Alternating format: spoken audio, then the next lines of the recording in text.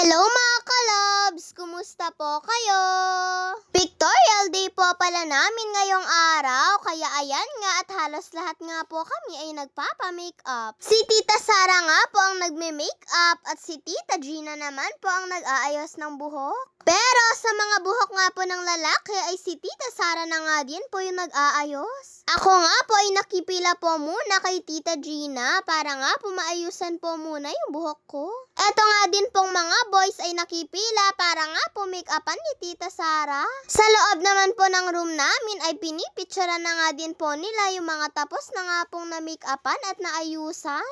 Ayan nga po mga kalabs at nakipila na nga din po yung mga iba po naming kaklase na tapos na nga din pong ma-make-upan para nga po sila na rin po yung picturean. Ayan nga at si Mika na nga din po pala yung inaayusan ng buhok ni Tita Gina. Bali salita na nga lang po mga kalabs kung ano na nga po yung natapos make-upan ni Tita Sara. Lumilipat na nga po kay Tita Gina para nga po maayusan na nga din po yung buhok nila.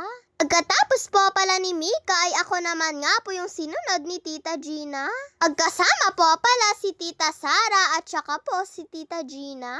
Pero si Tita Gina nga daw po mga kalabs ay magaling nga din daw po siya sa pagme-makeup. Naririnig ko rin po kasi yung usapan po nilang dalawa ni Mama. Kaya lang sabi nga po ni Tita ay parang nag-aalangan nga din daw po siya sa pagme-makeup dahil isang taon mahigit na nga din daw po kasi siyang walang practice. Pero sabi nga po ni Mama ay kaya niya naman daw po yun dahil naranasan niya na rin naman daw po ang pagme-makeup. Sabi pa nga po ni Tita ay nagagandahan nga daw po siya sa buhok ko. Napapa-atras pa nga po siya kapag nga po kinukulot niya po itong buhok ko. Napakahaba nga daw po kasi. Noong una nga sabi ko nga po kay Mama ay ayaw ko nga po sanang ipakulot eto pong buhok ko. Pero kapag nga po nakikita ko yung mga buhok ng kaklase ko na kulot din ay sige na nga lang po mga kalabs. Paski nga po si Yani ay gusto nga daw po niya yung straight na buhok lang daw po.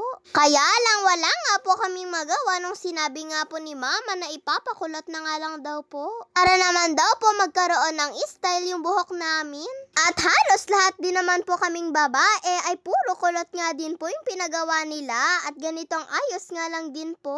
Para nga daw po pare-parehas kami. At ayan mga kalabs, sa wakas nga ay natapos na nga din po akong ayusan ni Tita Gina. Sumunod na nga din po palang aayusan ni Tita ay si Yani. Sabi ko pa nga kung gusto niya ay laruin niya nga po muna itong cellphone ko habang inaayusan nga po siya ng buhok. Kaya lang sabi po niya ay wag na nga lang daw po. Iniwan ko na nga din po siya dito dahil makikipila na nga din po ako kay Tita Sara para nga po ma-make-upan na rin po ako.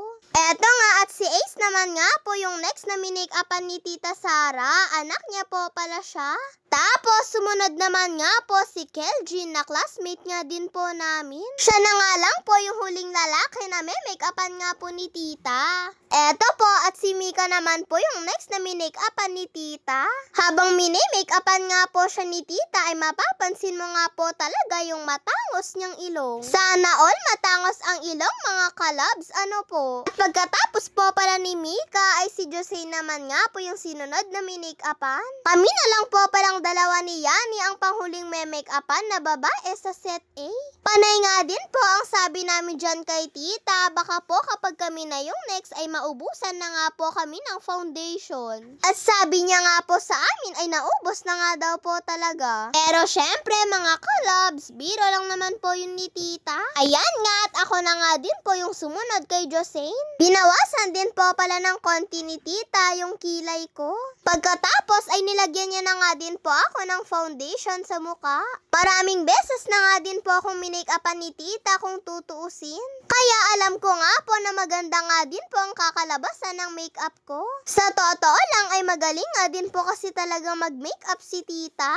At marami na nga din daw po siyang naging customer. Sabi pa nga po ni Yani sa kanya, sana all nga daw po nabiyayaan ng kamay na magaling nga daw po mag-makeup. Pero natutunan lang din naman daw po ito ni Tita sa panonood ng YouTube. Sabi pa nga po niya sa amin sa graduation nga daw po namin ay baka hindi niya na nga daw po kami mame-makeupan. Dahil siya nga daw po kasi ang kasama ni Ace sa pagmamarcha. Hindi na rin daw po kasi maasikaso yun ni tita Kaya sabi nga po ni mama sa kanya ay si tita Gina na nga lang daw po yung pwedeng mag-makeup sa amin kung sakali. Magaling din naman daw po si tita Gina. Sabi nga po ni mama, ang importante naman daw po ay maayusan daw po kami. Eto nga at nilalagyan na nga din po ni tita Sara ng false eyelashes yung pilik mata ko. Sabi ko po kasi kay mama ay gusto ko nga pong magpalagay ng ganito. Tapos ayan, inaayusan na nga din po ni tita yung kilay ko. Ayan nga at nilalagyan na nga din po ni tita Sara ng blush on yung mukha ko. Si Gwen po pala mga kalabs ay tapos na nga din po siya sa pictorial. Si Yani naman po pagkatapos ko pong ma-makeupan ay siya naman na po yung susunod sa akin. At panghuli po pala akong nilagyan ni tita ng lipstick. Kahit hindi ko pa nga po nakikita yung result ng pagka-makeup po ni tita sa akin ay alam ko na po talagang maganda. Sa wakas mga kalabs, tapos na nga din po akong na-makeupan. Ayan nga at sumunod naman po palang makeupan sa akin si Yani. Ako naman po natapos na po ma-makeupan ay pumunta na nga din po sa room para nga po mapicturan na. Dito po kasi sa loob ng room namin sinat yung picture taking. Pagkarating ko nga po dito ay isa na nga lang po yung pinipicturan. Kaya pagkatapos niya nga po ay ako na nga din po yung susunod. Inabot na rin po pala sa akin ni ma'am eto pong whiteboard na nakasulat nga po yung pangalan ko. Pagkatapos ay tinawag na nga din po ako ni ate para isuot ko na nga din po itong gown. Opo mga kalabs, may gown po pala kami sa pictorial. O diba mga kalabs, yung favorite color ko pa nga po yung gown namin. Sabi po pala sa akin ni kuya nung nagpictorial daw po sila ay bakit hindi nga daw po sila nagsuot ng ganito. Pagkatapos po pala ng isa na napicturan ay ako na nga din po yung sumunod. Ayan nga at inaayos pa nga po ni ate eto pong upo ko. At eto na nga po talaga mga kalabs, kailangan maging seryoso na at maayos para nga po maganda po yung kuha natin sa picture. Sa totoo lang ay hindi po talaga ako marunong mag-pose. Kaya panay nga din po ang turo sa akin nila kuya at ate sa pose ko. Mabuti na lang at nagawa ko naman po siguro ng tama. At ayan mga kalabs, pinasuot na nga din po sa akin ni ate eto pong toga. Pagkatapos ay tinanggal na nga din po ni ate eto pong gown ko dahil pipicturan naman po nila ako ng naka-uniform. Bali tagtatatlong shots po pala yung ginawa nila sa amin. Sa totoo lang habang pinipicturan nga po nila ako ay masaya nga po ako mga kalabs. At siguro ganun nga din po yung nararamdaman ng iba ko pong kaklase. At pagkatapos nga po ng mahabang pose, ayan nga at natapos na nga din po akong picturan. Ang maganda nga po sa team ng photographer mga kalabs ay ipapakita nga po sa'yo yung mga pictures mo at ikaw na nga din po yung bahalang pumili kung ano nga po yung gusto mong ipa-frame. Napakaganda po pala ng kuha nila mga kalabs. At kung pwede nga lang po halos lahat nga po ng kuha ko ay piliin ko nga po. At saktong pagkatapos ko nga pong napicturan ay tapos na nga din pong na-makeupan si Yani. Kaya sabi nga po ni mama sa kanya ay diretso na nga din daw po siya sa room para nga daw po mapicturan na rin siya. At ayan, pinapasuot na nga din po sa kanya ni ate yung gown. Pagkatapos ay pinipicturan na nga din po siya.